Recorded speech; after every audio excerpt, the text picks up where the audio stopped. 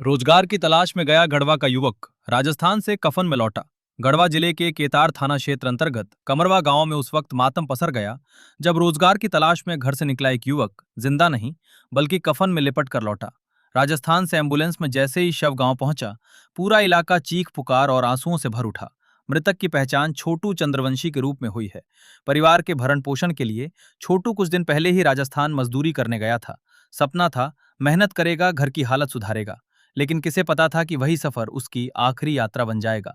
परिजनों के अनुसार काम के दौरान संदिग्ध परिस्थितियों में छोटू की मौत हो गई।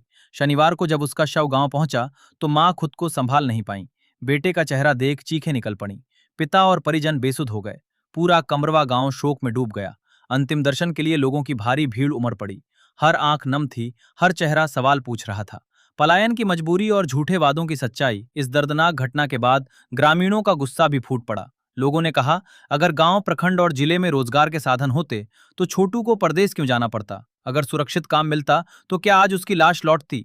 ग्रामीणों ने जनप्रतिनिधियों पर तीखा हमला बोला।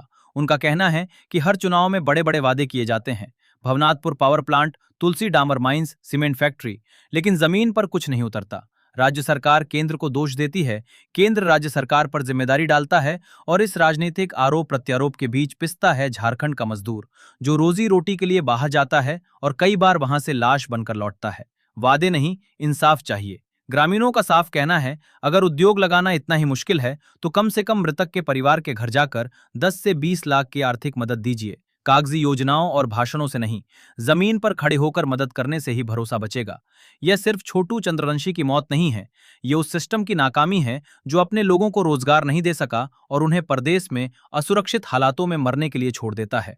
ग्रामीणों ने प्रशासन से मांग की है कि मृतक के परिजनों को उचित मुआवजा दिया जाए और क्षेत्र में स्थायी रोजगार के अवसर उपलब्ध कराए जाएं, ताकि आगे किसी और मां की गोद इस तरह सूनी ना हो।